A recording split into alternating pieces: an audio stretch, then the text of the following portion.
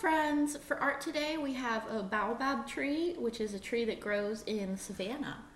So the way I did this was paper mache, just because I wanted the texture. I used a flour and water paste that I made, and then soaked the paper in it and put it on here to make the tree. If you want to do that, that's great. It's very messy, so wear old clothes, and if you're able to, I would probably take it outside. If you don't want to get messy, that's fine. You can use regular paper, and what we're going to do is just paint this. So the paste, if you decide to do the paper mache, is 1 part flour to 2 parts water. So I used 2 cups water, and I ended up putting a little more flour in just because I wanted my paste a little thicker. So I used like a cup, 1 1/4 cups of flour. And then you put that in the fridge for a little bit and then get it back out and stir it up. So we have the tree here. I'm going to do some painting of it, see how this paint works on here. Oh yeah, that looks lovely. And then afterwards, I want to make the leaves on the tree, and I'm going to do that with some coffee filters, just doing some chromatography. We've done that before, different times. I think it's really fun. That's when you use the markers to color on the coffee filters and then spray them with a mixture of water and alcohol.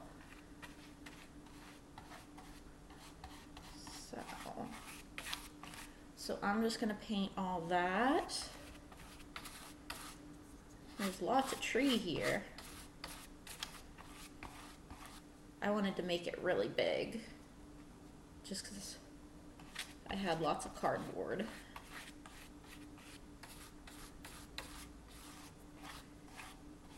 It's good practice for trying to stay in the lines too, because I want the paint to go on my tree but not on the cardboard.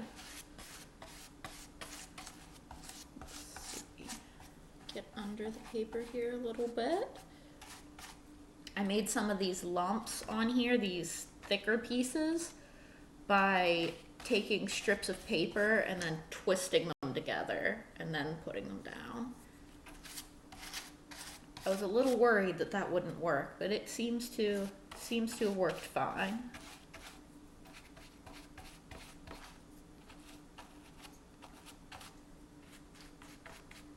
That's why experimenting is important. Get down here.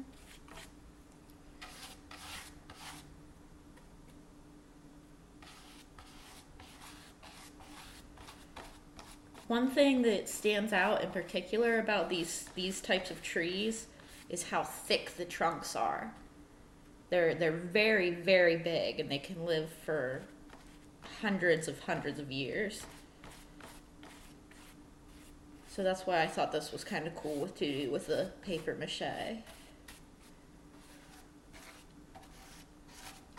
Plus, when we get back to school, I have a couple projects I want to try with that, so it's a good experiment. Okay, I got the trunk done here. I'm gonna finish up the branches in a minute. You guys don't have to watch me do all that.